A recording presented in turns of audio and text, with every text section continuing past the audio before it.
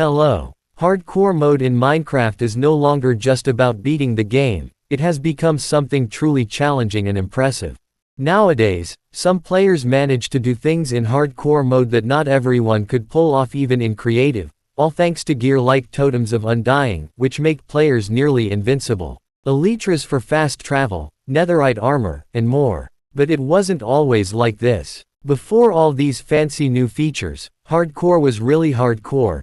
Just beating the game in this mode was already a huge achievement. In today's video, I'll be playing the very first release version of Minecraft in hardcore mode to experience firsthand just how much harder it was back then. No more delays, drop a like, subscribe to the channel. Also, sponsorship has been added to my channel. Now, if you want to support me, you can do so. There are 3 subscription levels available, their prices are shown on the screen. Follow the link in the description or visit the channel's main page to become a sponsor. And let's get started. The first official release version of Minecraft came out on November 18, 2011, almost 14 years ago. It already had the ability to complete the game by defeating the Ender Dragon, and it included hardcore mode. So, let's begin.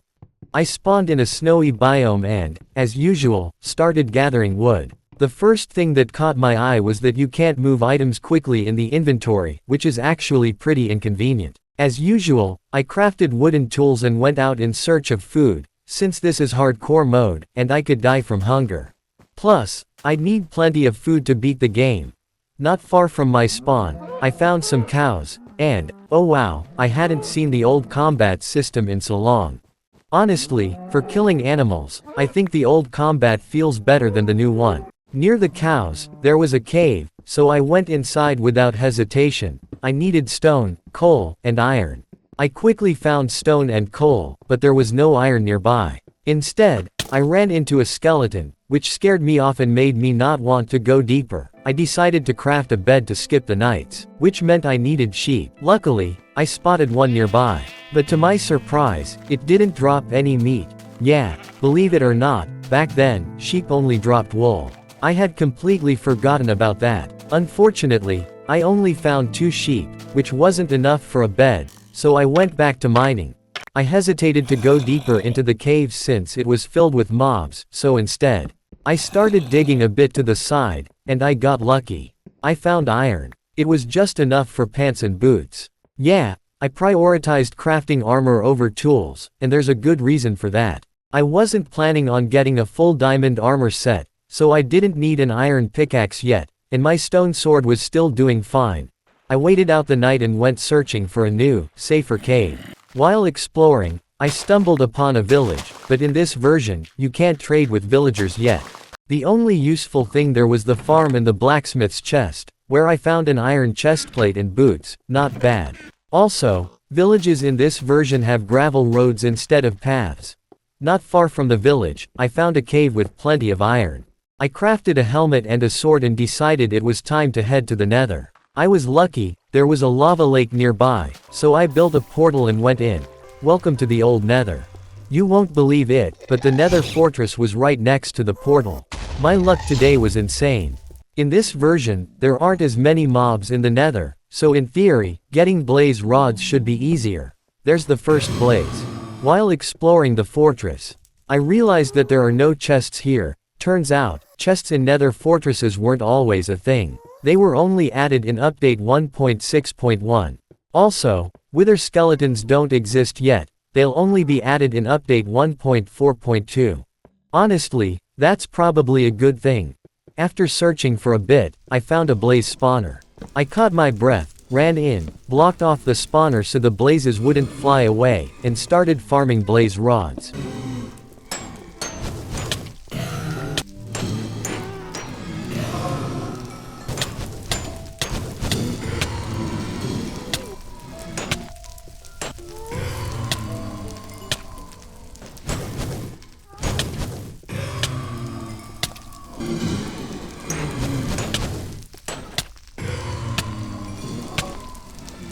I gathered 10 blaze rods and returned to the overworld. Now for the hardest part, getting ender pearls.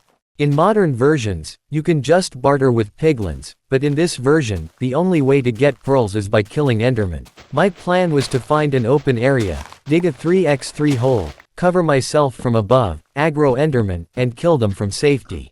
But my plan failed, not a single Enderman spawned near me all night. So, I realized I'd have to hunt them down myself. Instead of searching on the surface, I decided to look in caves, since mobs spawn there all the time, not just at night. And yeah, I managed to collect the pearls I needed, but it took forever and was super exhausting. Another thing that made this harder is that Endermen behave differently in this version. In modern Minecraft, once you hit an Enderman, he won't stop chasing you until he dies. But in this version, when you attack an Enderman, he randomly teleports away after a few hits. If you're lucky, you can find him again and finish him off, but a lot of Endermen escaped from me, and I couldn't track them down. Once I had enough pearls, I crafted the Eyes of Ender and started searching for a stronghold while gathering more food. By the way, boats in old Minecraft work differently. They can break, and you can't exit them without breaking them first. Or maybe there's a way, but I don't know how. Luckily, the stronghold wasn't too far away, and I found it quickly. But before going to the end, I needed to craft a bow and gather more arrows, because I wasn't sure my aim was good enough. I searched the stronghold and found string for a bow, but no arrows. So, I went to the surface and gathered snowballs. That should be enough. I stored my unnecessary items in a chest and entered the end. Once inside, I started destroying the end crystals, and to my surprise, my aim was actually decent. But I couldn't hit the tallest tower with my bow, so I had to build up and destroy it with a snowball. And while I was climbing down, this happened. Oh my god, I was so lucky to survive that fall. The Ender Dragon's mechanics are different in this version. He doesn't shoot magic or land on the portal, he just flies straight at the player and attacks. This actually makes the fight way harder, because in modern Minecraft, you can deal tons of damage when he perches on the portal. But here, you can only hit him once or twice before he flies away, and almost every time, he manages to hit you back. This makes the fight extremely long. I fought him for 30 minutes. Yeah, 30 minutes for a boss fight. Oh, and something weird happened. My sword's durability didn't decrease when hitting the dragon. I'm pretty sure that's a bug. But in the end, I defeated the Ender Dragon and beat the very first version of Minecraft in hardcore mode. Well, that's the video. I hope you enjoyed it. If you did, feel free to check out my other content. Thanks for watching, and see you next time.